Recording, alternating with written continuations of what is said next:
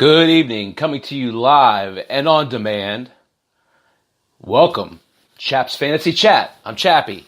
Good to be with you guys tonight. Got a lot of baseball going on. We are deep into it this year, and we're making moves and shaking things up. So we're going to talk about some players and some emerging players.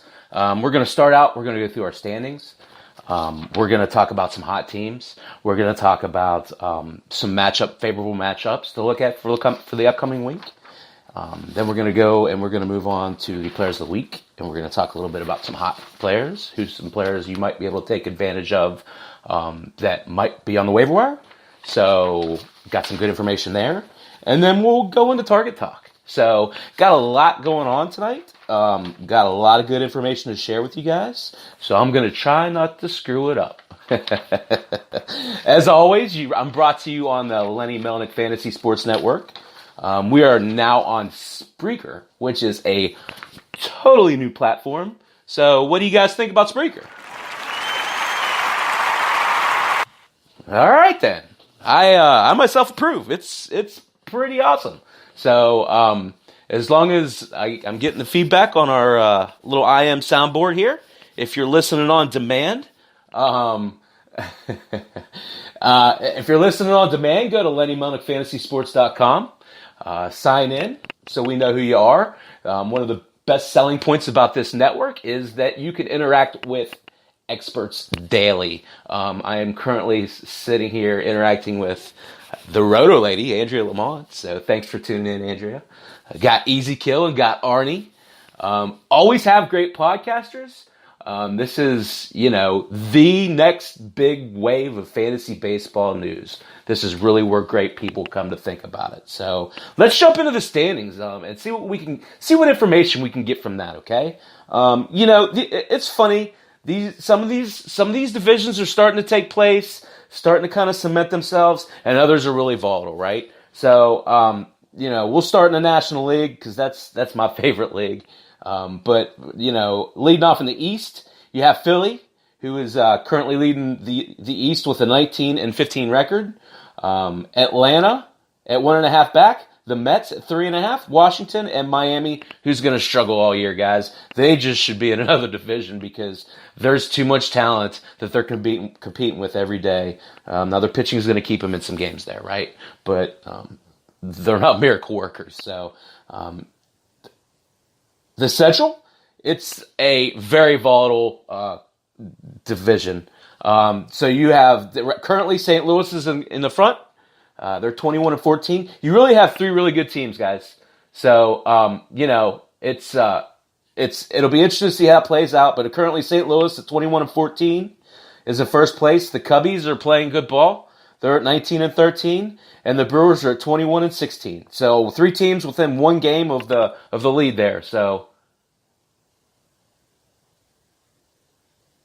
Sorry. Okay. I didn't know if you guys, the question marks were towards me or not. Sorry.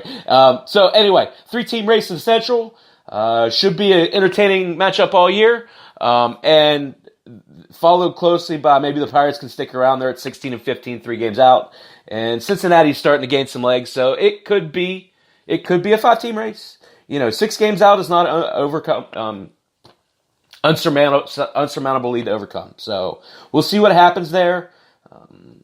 There's been some infusion in Cincinnati. We'll talk about that a little bit later. So the West, this is the cream of the National League, the Dodgers. They're 23-14. They're deep. They're versatile. It'll be really tough to catch them playing as well as they are. Arizona's next. They're a surprise. They're at 20-15, just 2 games back of the Dodgers. I'm really impressed. They've kind of done a lot with a little. People thought that this would be a down year for them, but the emergence of players such as Ketel Marte, Christian Walker, so on and so forth, Merrill Kelly, have put them in good position to compete in the West, and honestly for a wild card. So it should be a good year in Arizona. San Diego, at 20-16, they're just 2.5 back, playing good baseball. Again, got a little bit of energy infused into them as well last night. We'll talk more about that as well later. So stay tuned. Colorado is starting to emerge, but they kind of fell back a little bit. They're at 16-19, 6 games back, but certainly that is a offense and a team that is talented enough to get back into the race. And another also ran in San Francisco. They're 7 games back at 15-20, and they're going to have a hard time winning that conference in the National League in general. Okay, so there's a National League. The hot teams, as I said, the Dodgers are the NL's best at 23-14. That's a .622 winning percentage. They are also 7-3 in their last 10 games. So the Dodgers hitters are hot. They're getting good pitching. Everything's going well, pretty well out in Chicago. And then the other two that are hot are the Cubbies. They're 7-3 in the last 10. And you can say a lot of the same things that I said about the Dodgers, about the Cubs. They're pitching well. They're hitting the ball. They've got some energy infused into their lineup. They're playing with a sense of urgency, so you like to see that. And then the other team that might be surprising, because this time last week we were talking about how they were floundering, is the Brewers. The Brewers are 7-3 in the last 10. Not hot in the National League. Miami is not going to be hot all year. They're 10-24 with a .294 winning percentage. That's the worst in the majors. They're already 9 games back. And this is a team, folks, that's just in for a long year. They're also 3-7 in their last 10. I think their whole year is going to be one big, long 3-7. So, also the team that you might not expect on here is the Nationals. The Nationals are 3-7 in the last 10. They're kind of struggling a little bit to find their way as well. So, interesting stuff from the National League. We'll get into some of their hot players a little bit later. But let's move to the American League. In the American League, in the East, Tampa is setting the pace in the East at 22-12. New York is playing really well at 2 games back. Boston's creeping up. They're 2 games under 500, but at 6 games out. So certainly the way they've shown they can play in glimpses, they're certainly capable of catching up to that. Toronto, boy, they're an interesting team, right? Going to see a whole bunch of youth come up. Got a couple pitchers that they're excited about. Got some trade chips. It'll be interesting to see what happens with Toronto as the year goes on, but certainly won't be without talent, although it might be young, inexperienced talent, right? They're 7.5 games back of the Tampa at 15-20, and Baltimore is, again, awful, 13-22. They're 9.5 games back already, and at 371. So it's going to be a long year in Baltimore. Minnesota, cream of the crop right now in the Central at 21-12. They're followed by Cleveland at 3 games back at 18-15. Detroit's hanging in there. They're 5 games back, 15-16. The White Sox, 15-18. And Kansas City is 12-24. So really long year for Kansas City as well. Out West, everybody's darling right now. Houston, they're playing really good baseball. They're 21-14. Seattle is kind of falling off, 19-19, 3 games back. Texas, 16-16, 3.5. The Angels, who get Ohtani back today in a DH role at 15-19 and 5.5 games back. And, of course, Oakland, who saw this coming, picking up the rear in the West at 15-21. They're 6.5 games back, and they are 2-8 in the last 10 games, guys. So they get back Matt Olson today. That is much needed. Last time I checked, Matt Olson didn't pitch. So we'll see what happens there. They're kind of treading water for Luzardo. So we'll see. As far as who's hot, 22-12. Tampa Bay is the best in the American League. Really playing good ball. They've cooled off a little bit as of late, but they are set up to run that pack all year with really good talent right behind them. So they will have to keep that pace up if they want to continue to contend. Minnesota is 7-3 in the last 10. And as I said, Kansas City and Baltimore are just both awful teams. At least, no, I won't even preface that. Kansas City's awful. It doesn't matter that they got Mondesi. It doesn't matter that they have Merrifield. It doesn't matter that they have Dozier. They stink. Sorry, Kevin. I don't know if you're listening or not. But At least they got those guys to build off of. I'm not sure what Baltimore's building off. Neither here nor there. So let's move on. Let's move on and talk about a few hot players. Some guys that I noticed as I was scrolling through the box scores this week. Some guys who have really gaudy numbers over the last 7 days. Okay. Surprise, surprise. There's a Cub at the top of this list. Anthony Rizzo. He's hit .409, 9 for his last 22, with 4 homers, 4 runs, 11 RBIs, and even a stolen base over this past week. So,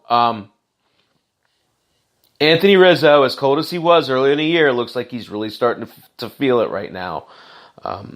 You DFS players, you want to capitalize on that, right?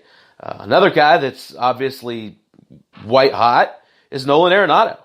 Over this last week, Nolan hit .462. He was 12 for 26 with 3 homers, 7 runs, 7 RBIs. Here's a guy, again, if you're building a DFS lineup, you want to start looking at these guys to build your lineup around because these are very recent stats, okay? Another guy, and I won't get too much into detail about this guy, Michael Chavis.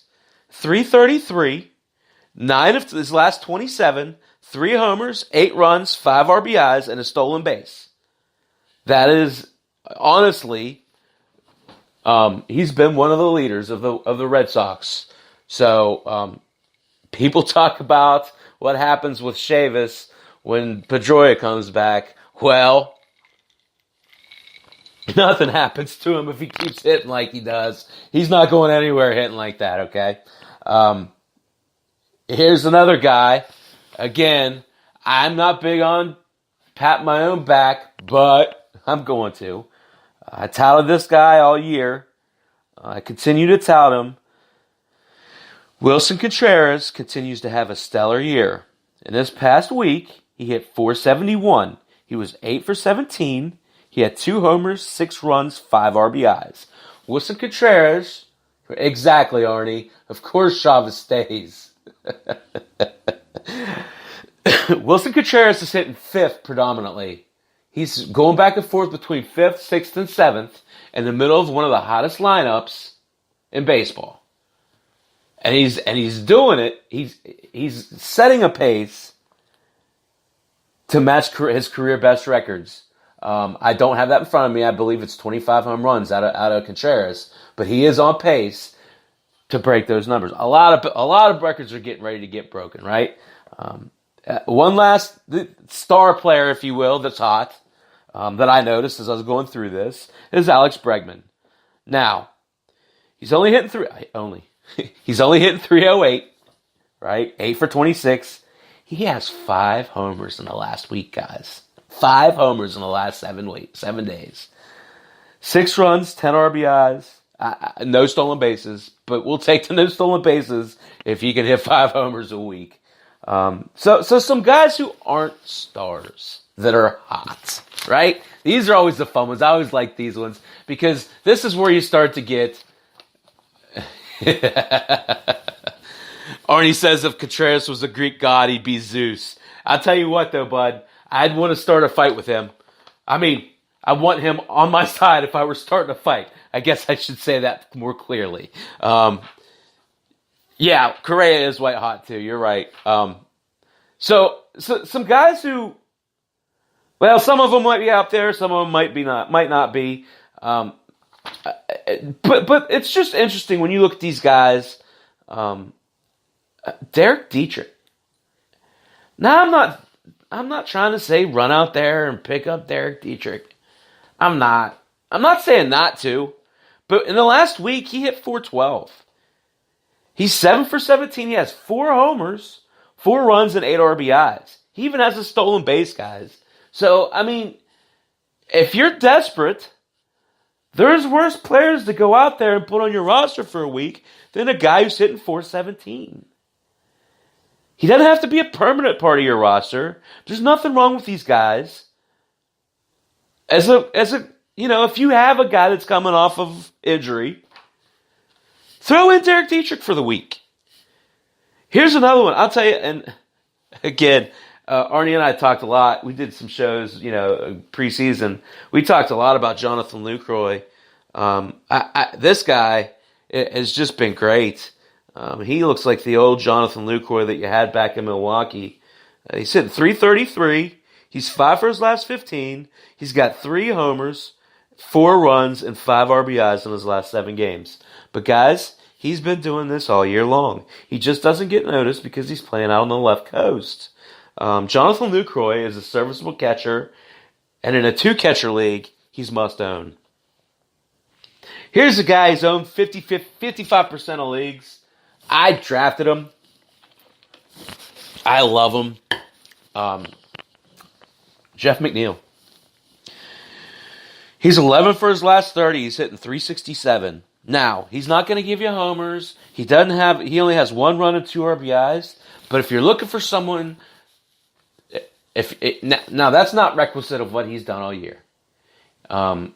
He is produced better than that. But here's a guy. He's hit up around 370, 380 all year long. And he's just, first off, if you haven't seen him, he's fun to watch. He's an old school hitter. He has one of those thick handle bats, so he chokes up on the bat. There's no knob on the bat, so he's like 4 inches up on the bat. But he knows what he wants to do, and he does it well. He doesn't get fooled. Here's a guy, he's hitting .352 on the year. He only has 1 homer, but he's got 15 runs and 13 RBIs. That's serviceable, guys. If you're talking about a .352 average to go with those numbers, you project that out, you're looking at 70 to 80 runs and 60 to 70 RBIs. You can live with that with 340, 350. Here's a guy, 67% owned, kind of shown a bit of a resurgence, Ryan Braun. Ryan Braun over the last week has hit .458. He's 11 for 24 with 2 homers, 6 RBIs, and a stolen base. Here's a guy who is finding playing time with some of the struggles of some of the younger players. He has forced himself in with the work of his bat. Look for a continuation of that to happen.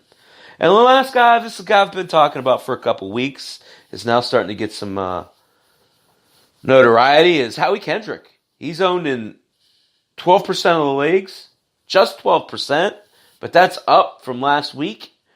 He's hitting .409 over the last week. He's 9 for 22 with a homer, 3 runs and 3 RBIs, and 1 stolen base. He's getting plenty of time.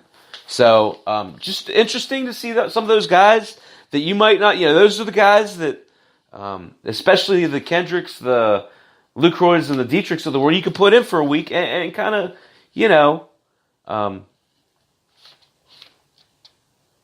stopgap until you get a player back, right? So, it's interesting. I really try and look at those because I do think it's important. I do think it's important to talk about streaks because they might not always continue, but when they do, if you can get on the early end of them, you can really ride something nice. So, Players of the Week. The NL Player of the Week, and I think this came off of one start, in all honesty, is Noah Syndergaard, Thor. Thor finally showed a little bit of life. He got rewarded for it. On the week, he had 14 innings pitched. He had 15 Ks. He had a 3.21 ERA and a 1.29 WHIP. Kind of skewed a little bit, right?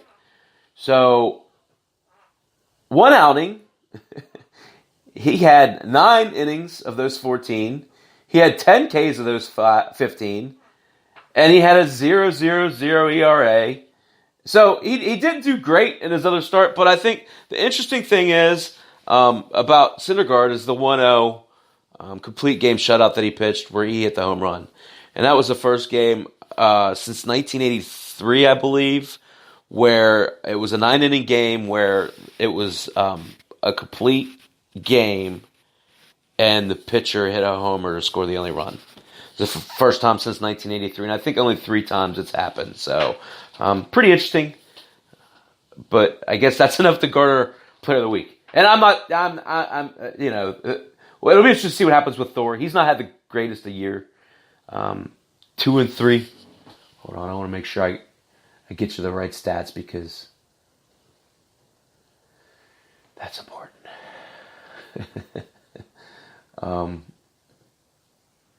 He is on the Syndergaard on the years has not had a great year.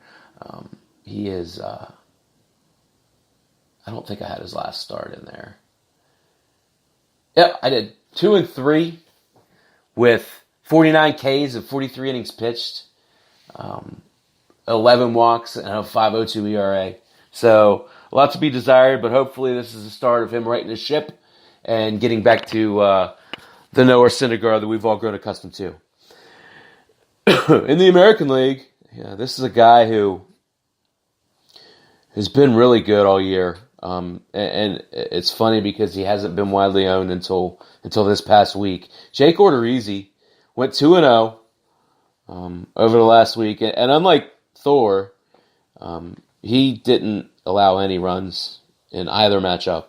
He had 13 innings pitched to 15 Ks, so that leaves him on the year at 4-2 with a 2.78 ERA, a 1.09 WHIP, 38 Ks and 35.2 innings pitched.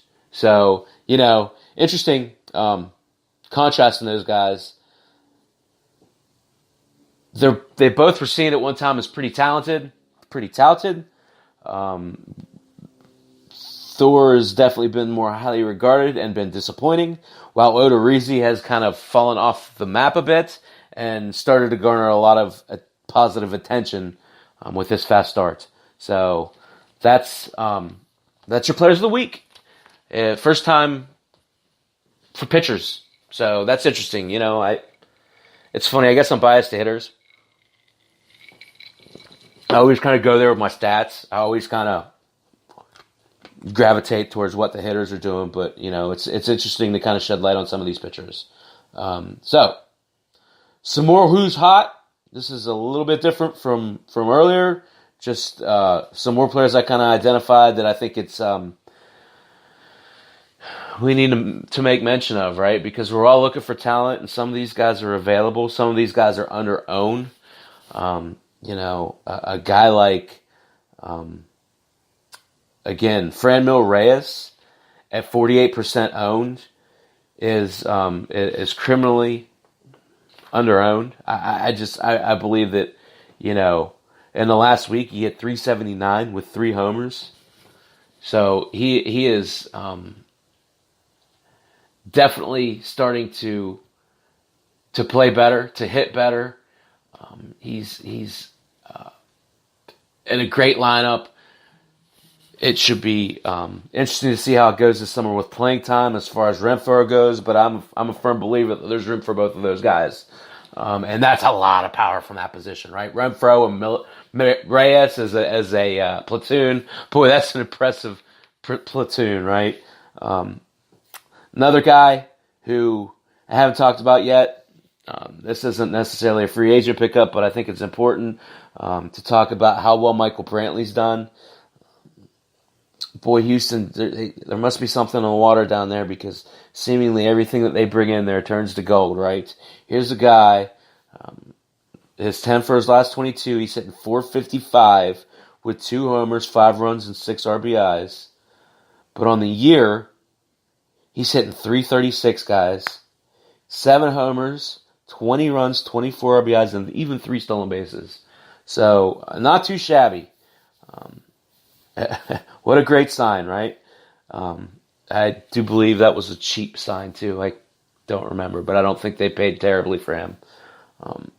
So, Dwight Smith's another guy. Guys, he's only 57% owned. He is one of those guys. He hit .450 over the last week. He's got a homer and he's got 4 runs and 3 RBIs, but he's hitting .298 on the year. He's got 6 homers. He plays on a crappy team, but that doesn't mean he can't pick him up and use him, right? That's kind of how I feel about it. I don't have him anywhere. I'm not gonna sit here and lie to you guys, but when looking at these guys, you have to be able to identify when there's like talent there and sitting around, okay? So some pitchers, I'm trying, like I said, trying not to neglect them. There's some guys, though, that I don't, for the life of me, understand why Mike Soroka is only 70% owned. Guys, here's a guy that last week was 2-0 with an 0.69 ERA, 14 Ks and 13 innings pitched, and 8.85 whip. He is 3-0 on the year with a 1.14 ERA, a 1.01 whip, and 27 Ks and 23.2 innings pitched. Mike Soroka is a must-own. He is going to end up being the ace of Atlanta's staff this year. This year is a 21-year-old, guys. Turn 70% to 90%. It's coming. Mike Soroka, folks. Spencer Turnbull. Here's a guy we keep waiting for him. We keep waiting for him to fall off. But, and I understand he's not on the greatest team. But it's just another reason. It's just another reason why, you want to turn in and watch these guys, right? 1-0 with a 1.38 ERA, 12 Ks and 13 innings pitched, and an 0.92 ERA. On the year, he's 2-0 with a 2.31 ERA, 38 Ks and 39 innings pitched. He's 37% owned, guys. Spencer Turnbull needs to be higher owned than that, okay? He's shown enough of a sample size now to let you know he's going to be consistent. Pick him up.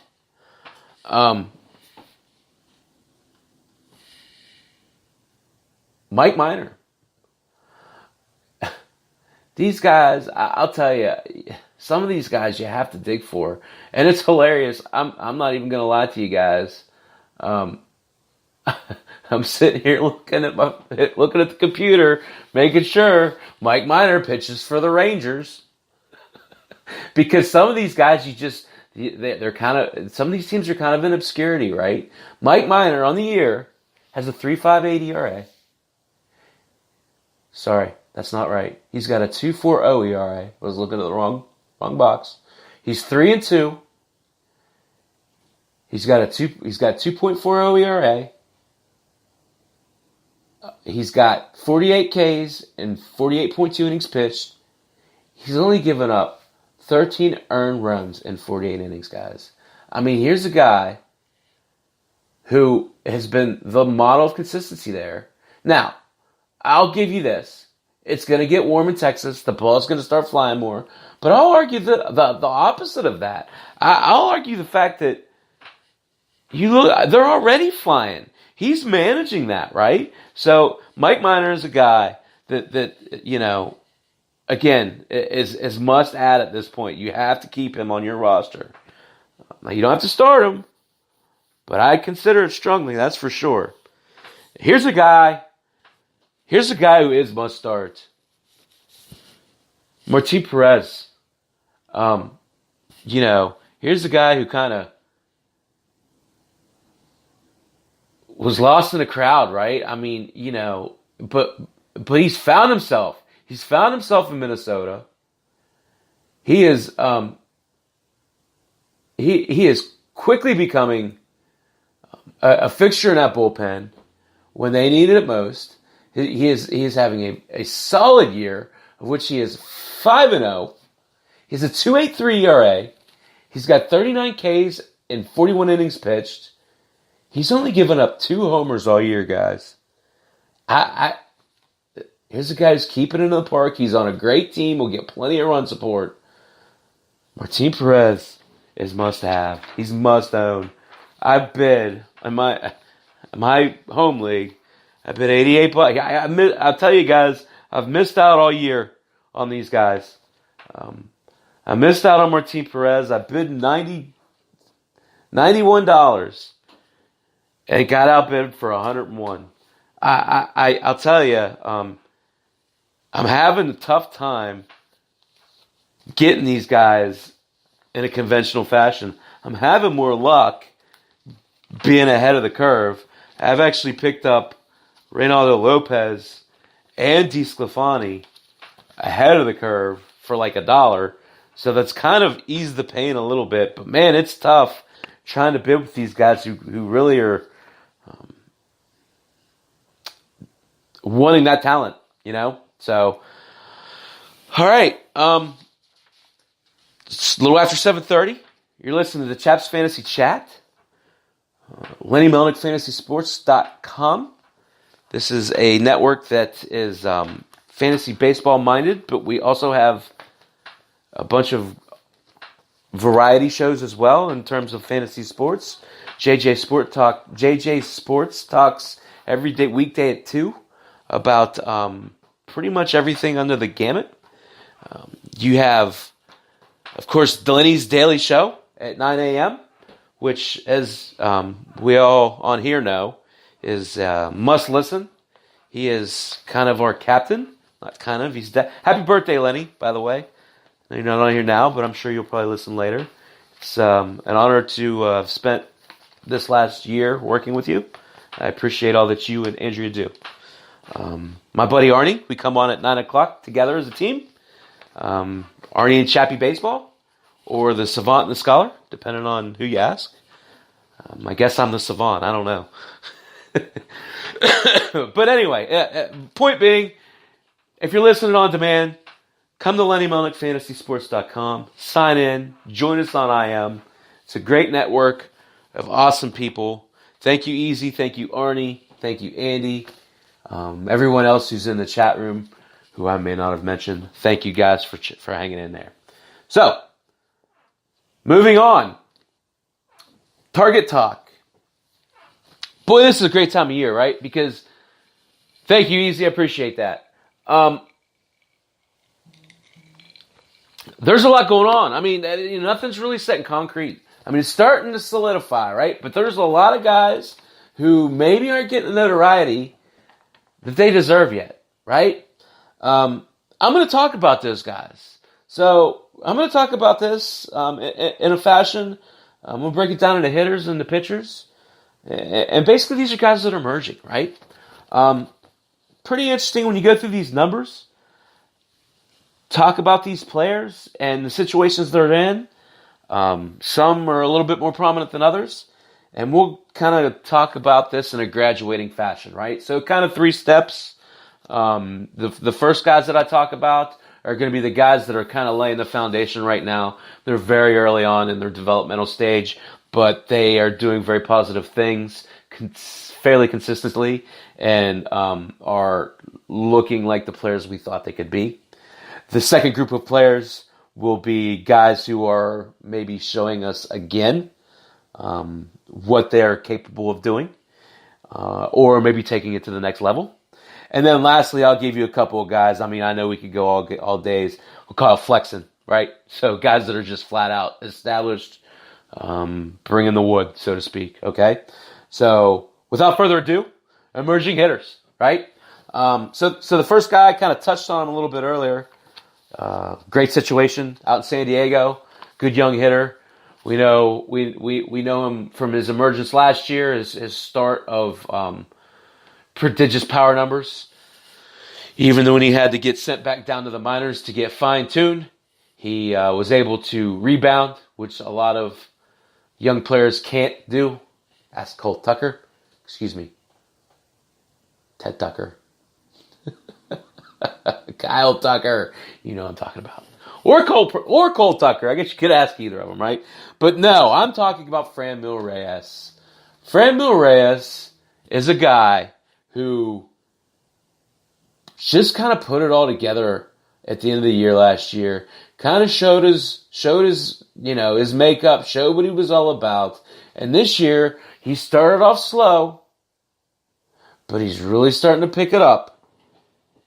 On the year, he has 9 homers, guys. He's hitting .252 with 12 runs and 16 RBIs. But here's the thing about Franmil Reyes.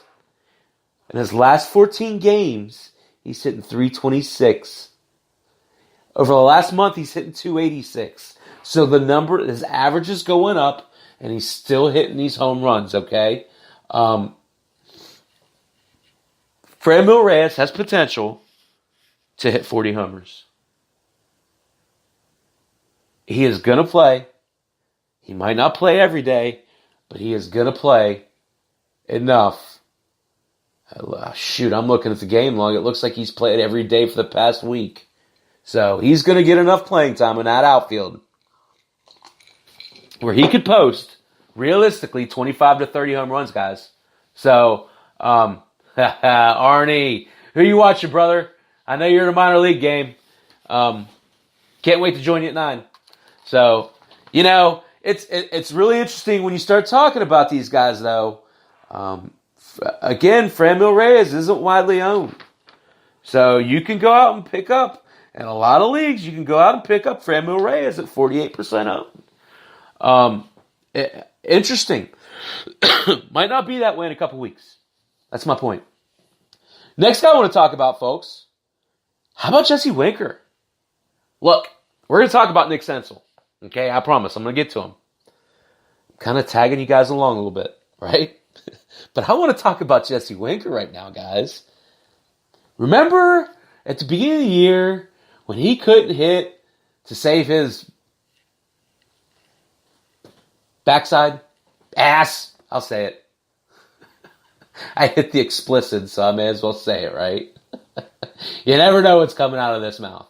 Well, here's the thing, guys. Jesse Winker's been on fire. Jesse Winker's got his average up to 243, which is respectable. I'm not saying it's great. But from his 0 for whatever it was, 21 start, he's come a long way, right? But here's the thing. He's got 9 homers already, guys. Project that out in 111 at-bats. He's got 9 homers. Project that out over 500 at-bats, which he's going to get 500 at-bats. And then you throw some negative regression in there. You're still getting 40 stinking homers, guys. 40. Easy. Out of Winker. I mean, this is a guy who's finding it, okay? He's not a 240 hitter. I think we all know that. He's a 260, 270 hitter at floor, okay? Some other guys I want to talk about. How about Luke Voit, folks? Luke Voit, here's a guy who came into this year, right? He's in this big competition. Greg Bird's going to steal time. And I'll tell you, I was a Greg Bird advocate. I'm not going to lie. I said his name more than once. Reluctantly, because he burned me in the past. This guy beat Bird out. Flat right, beat him out. Okay? Luke Voit, on a year, is hitting 260. He's got 10 homers, 24 runs, 29 RBIs, and guys in 127 at-bats. You're looking at another 40 homer bat out of this guy at a 260 clip, guys. Not too shabby. Not too shabby for coming from a guy that you didn't even know was going to win the job at the beginning of the year. Give it up for Luke Voit, guys. Seriously, I mean, what a start he's had, right? So, and here's another guy, and this will be interesting to see what happens. This is a little bit earlier on in the development stage, but a guy who I've been out for a couple weeks now, Arnie and I both have been talking about him, is Danny Santana. Here's a guy who kind of been all around the league, been to 2 or 3 different teams, has never really fit in. Still not sure. Thanks, Easy. Easy says he loves the sound effects. Yeah, it's a fine line. You don't want to overdo it, right? But yeah, I like messing around with it too. I'm not gonna lie to you. So you know, I know that they've got some situations where some guys who are coming back that were injured might squeeze Santana a little bit. But fact of the matter is, Danny Santana has earned playing time and should continue to get it in some way, shape, or form. I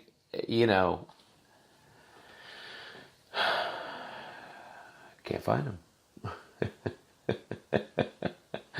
So, the last week for Danny Santana, he's hitting 324. Nope, that's the year. 23 for 70, 329. I can't read my writing. It's a 4 or 9. 320 at whatever is good, right? 23 for 70, I can read that. So you guys want to do the math if you're scoring at home or if you're by yourself. Sorry, I'm corny. I can't help it. 3 homers, 15 runs, and 11 RBIs, but he's also contributing 5 stolen bases. So it'll be interesting to see what happens with him when they get some other players back. But he and Forsythe are both kind of taking right. Me too. Easy. No math for Chappy either. So these are 2 players who are kind of taking advantage of their situations. I hope selfishly Danny Santana continues to get a bunch of opportunity because I've liked rostering him. Okay, so that's the base guys, the starter kit, if you will. The next group of guys, I need to pick up the pace. The next group of guys, hitters, the emerging guys, the guys that have established themselves. This is not their first rodeo. I want to talk about Hunter Dozier. Here's a guy who really looks comfortable out there. Really looks like he is in his element. He's hitting 346 on the year. Again, 36 of 104. 7 home runs, 16 runs, 17 RBIs, and he's even throwing in a stolen base to boot. Hunter Dozier is the probably, because Kansas City's built on speed. Hunter Dozier is the one guy, him and Soler, that aren't that, right? They're power hitters. So seeing him hit at this clip is certainly encouraging. 329, thank you, Arnie. That's what I thought. So I look for.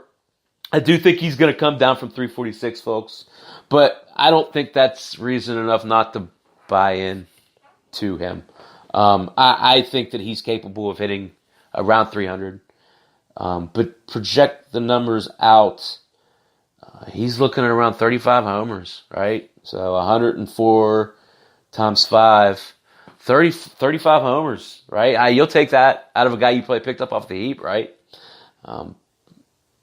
The other guy, well, I got 2 other guys in this tier.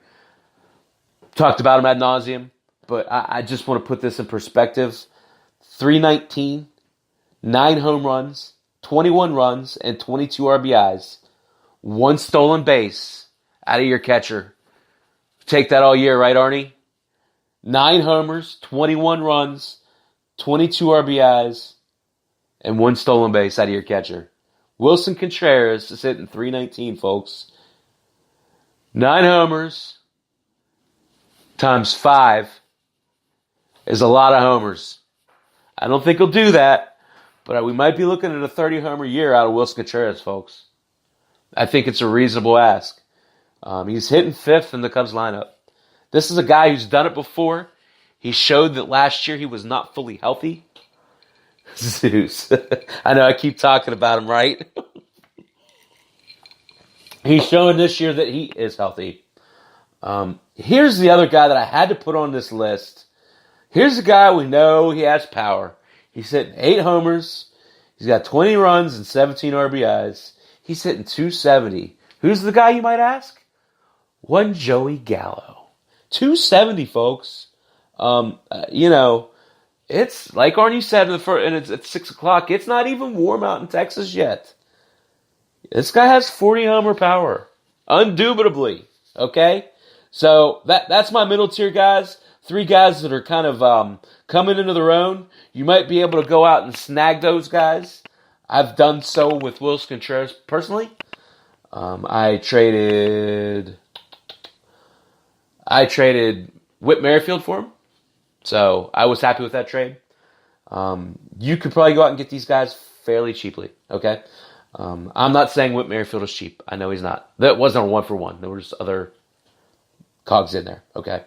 But for sake of time, flexing. Who's flexing? Okay? All right. I'm not going to talk about him, but here I go. Cody Bellinger. Look, here's the thing about Belly. He's still over 400. He's hit 412. I mean, here's a guy who's playing pissed off, folks. You see it. You see he's just mad. He wants to show the world who he really is, right? And he's doing that. He's totally doing that. Sorry, updated stats. He's hitting 403. He's got 14 homers, 33 runs. Guys, he's got 38 RBIs and 124 at-bats. That's sick. Here's the sick part. He's got 6 stolen bases. No one's giving you Cody Bellinger, though. I'm not trying to tell you anybody is. No one's giving you any of these guys, honestly. This is the top tier, right? This is the flexing players. Who's flexing? How about Javi Baez? Flexing while no one's talking about him, right? El Mago. Love him. My favorite player. Javi, all he's doing, said 316. These numbers aren't right, so I'm going to give you the right numbers because I got in front of me. All he's doing is hit 314. All he's done is hit 11 homers and 137 at-bats. That's well over 40 homers. All he's done, 26 RBIs, 30 runs, second runs. Javi Baez is having an MVP. Belly for Trout. I don't know. People have unrealistic expectations about Mike Trout. I love Mike Trout. I'm not sitting here saying otherwise. You usually have to give up your firstborn to get Mike Trout. I'll tell you that right now. But anyway, Javi Baez is, everybody's talking about last year. Oh, he's going to wear out. He's going to do this. He's going to do that. He's picking up right where he left off, folks. And here's a guy, we might be talking about in the same ilk. Paul DeJong, right? 26 years old, folks. He's hit 336. 46 for 137. He's got 7 home runs. He's got 30 runs. 30 runs. Okay? And just 17 RBIs. He's hitting at the top of that line. But he's also got 3 stolen bases. Here's the guy, folks, who was on a tear last year before he broke his wrist. You could absolutely see 30 homers out of Paul DeJong this year. Okay? It's quite a reasonable ask. So how about some pitchers, okay? Again, apologize. I like to talk more in depth, but I got 9 minutes left. I'm trying to keep to the hour. So some emerging pitchers. Same thing, right? We'll start off the ground floor, okay? And these are guys that we've already sort of kind of talked about. The first guy, I talked about him last week. I talked about picking him up last week. He then rewarded me by going and throwing out-dueling Jacob deGrom. 5 2/3 innings, 3 hits, 8 Ks, 1 walk. They won the game. And then yesterday afternoon, against San Francisco, they got to him just a touch with a home run. Anthony DeSclafani, 6 innings pitched, 4 hits. Like I said, 3 earned runs. A lot of damage coming off of that homer. 8 Ks and 2 walks. DeSclafani has found himself trending in the right direction, and he is one of my suggested pickups for the week, which I will get to shortly. On the year, he's got a 3.65 ERA. He's 2-1. He's got 44 Ks and 37 innings pitched. It looks like he's using his cutter more effectively. It is moving left to right and really making it hard for batters to square up on. It's a different pitcher than what I've seen in the past out of him. I really think that just like Arnie's boy is Perez, DeSclafani is my boy. I really think that he has staying power. The next guy, Spencer Turnbull. Talked about him a little bit earlier. He is one of those folks who is really starting to, well, that we were all skeptical of, right? He's someone at the beginning of the year, everybody said, well, this guy's not gonna keep this up. He's not gonna, he's not gonna. Look, guys, and I apologize. I'm trying to find his stats here. So he's done it all year long, guys. And fact of the matter is, he's playing in a division where you want pitchers because the offenses stink in the Central, right? So for the Tigers, Spencer Turnbull on the year has a 2.31 ERA. Okay, he's 2-2. A 2.31 ERA though, guys. That's more than serviceable, right? He's 2-2. He's got 38 Ks and 39 innings pitched. I think you can trust this guy, guys. Now, he's not going to get a ton of wins because, honestly, but it'll get you more than you think because Detroit's going to win more than you think because that division stinks, right? So, just a couple other guys we talked about already. Martin Perez, 4-0 at 3.41 ERA. Looks like he's got a new grip on, I believe, his curveball. Really paying fruition. 30 strikeouts, 14 walks, and 34 innings pitched. And then, of course, Mike Minor, who's been talked about a bunch as well. 3-2, 2.40 ERA, 48-14 in 57 innings pitched. So that's it for the ground floor. The next floor up, the emerged guys who are continuing their excellence. How about Tyler Glasnow? Tyler Glasnow, if he can keep up the pace that he's keeping up, will be a Cy Young contender. Okay? Now, can he keep it up?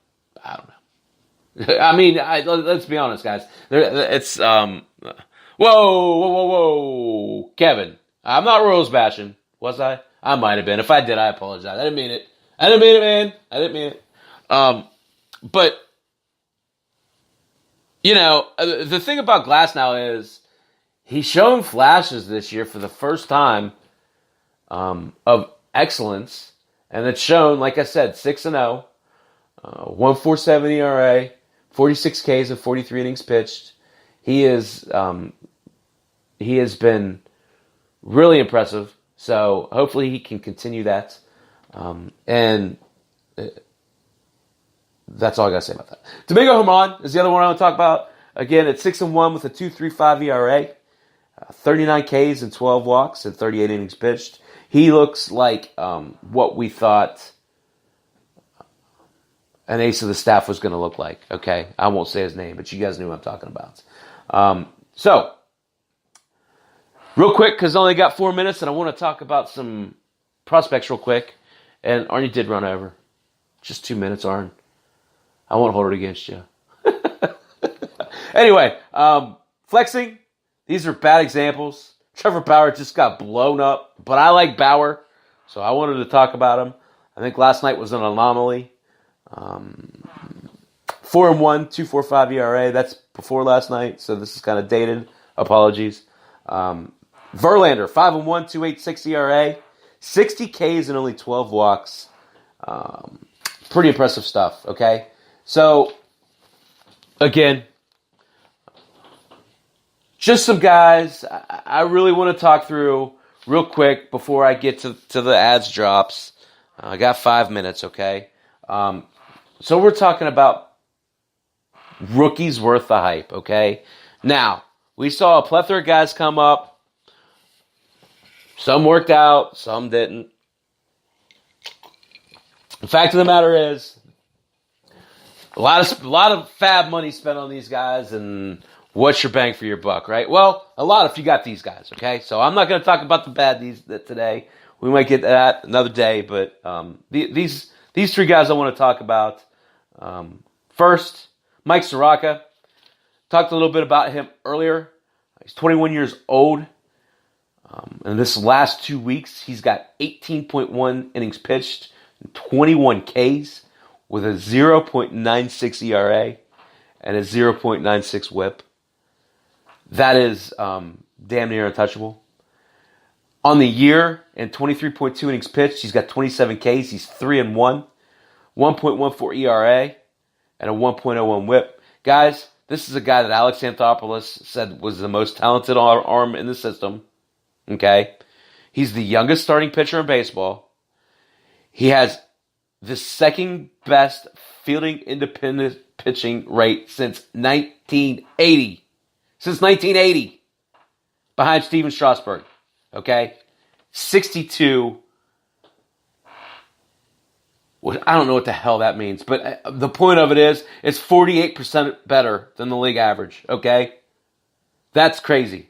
So, names behind Soroka on this list.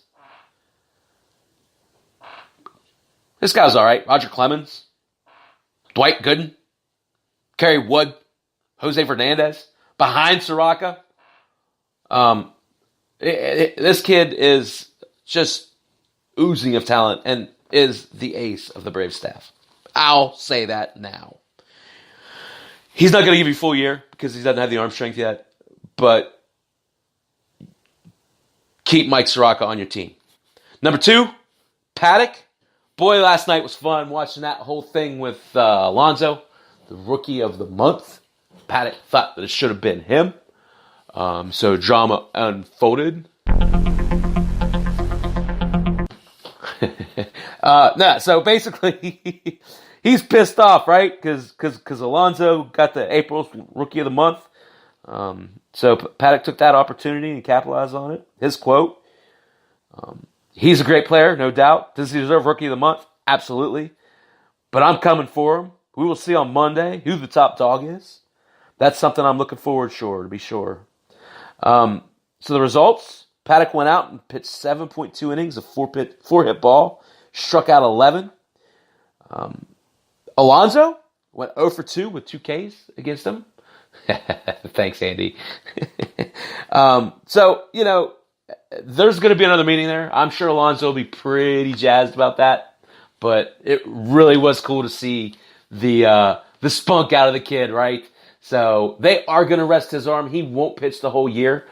But rest assured, he's going to pitch the next time they play the Mets. I think you can guarantee that. The other guy I talked on a little bit earlier, the leader of the Red Sox at the moment, 23-year-old Michael Chavis. Boy, here's a guy. The last 7 days, like I said, 333 with 3 homers. On the year, though, he's hitting 309. He's hitting in the middle of that Red Sox lineup.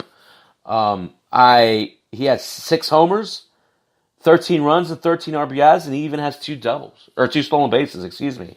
So, I understand that his BABIP and his swing and miss rate aren't realistic, but he's, there is going to be some negative regression, but the enthusiasm that he brings to that lineup and the power is undeniable. His hands are so fast.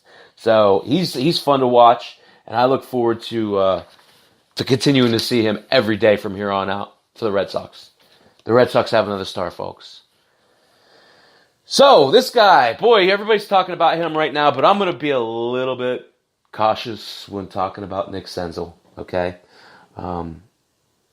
It's funny because I've had Nick Senzel since he got drafted in a couple of my leagues, dynasty leagues.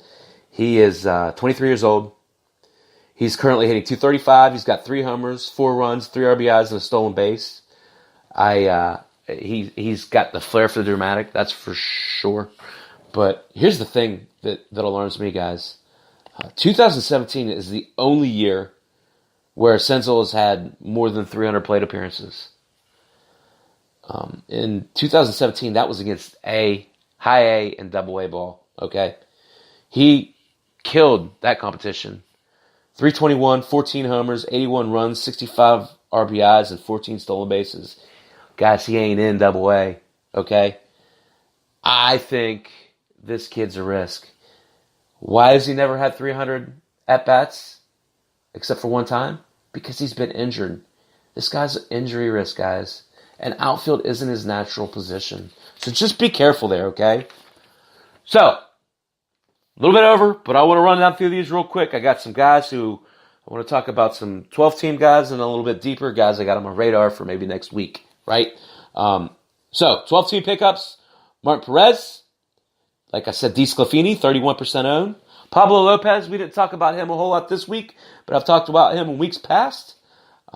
Verdugo, here's a guy with Pollock being out for an extended period of time, is just 26% owned, and is a lot like McNeil in that he's going to carry a high average, and he's going to get everyday playing time. Nico Goodrum, guys, I was interested to see that he's only 24% owned and is eligible all over the infield and in the outfield. Okay, Nico Goodrum's a good ball player. Lou Trevino. So Blake Trinan, not sure about what's going on there. He struggled. He's not been great. Lou Trevino is looking, at least in the short term, to get the saves in Oakland. He's worth a pickup. Christian Stewart is another one, only 5% owned. He is starting his rehab. He's got a quadricep injury, but look for them to be cautious with that. He's been out for about 3 weeks now. Look for him to come back the next couple weeks and continue to hit. Guys, that's what he does, okay? Harrison Bader. Here's a guy who's playing for his life, folks. And at 30% owned, he is another guy who's going to give you a decent average with home runs and stolen bases. So someone you want to keep an eye on. If he's been dropped in your league, you might want to consider picking him up, okay? So that's it for the 12-team ads. Real quick, some sleeper ads. Again, I've talked about these first three guys a lot. Howie Kendrick is just 12% owned, folks. He's playing a lot in Washington, and will continue to hit in the middle of that lineup when he does play. He's a proven hitter. Logan Forsythe, like I said, kind of having a resurgence in Texas. It's yet to get hot in Texas, folks. And the last one's Brian Goodwin. I talked about Brian Goodwin for the last couple years now, or a couple weeks now. I really think that at 16% owned, a lot of that's due to the fact that he's out in L.A. He should be higher than that. And the next one, here's a guy. How about Jonathan Loaizaga, right? 8% owned. Look, we know he's getting at least a couple weeks worth of starts. I think that now's the time you want to pick up Jonathan Loaizaga. So, a little bit over, but hopefully it's worth it. Hopefully it's worth it. Again, Chaps Fantasy Chat, you can hear me every Tuesday at 7. You can also hear me and my buddy Arnie at 9, coming up here in an hour. Lenny Mullick Fantasy Sports, on demand. Thanks for coming out and listening. I hope that you got some value out of this. I certainly love sharing it with you. I'll talk to you again here shortly. I'm going to go get something quick to eat, and we'll do it again. So, and until then, have a good night, guys. Thanks.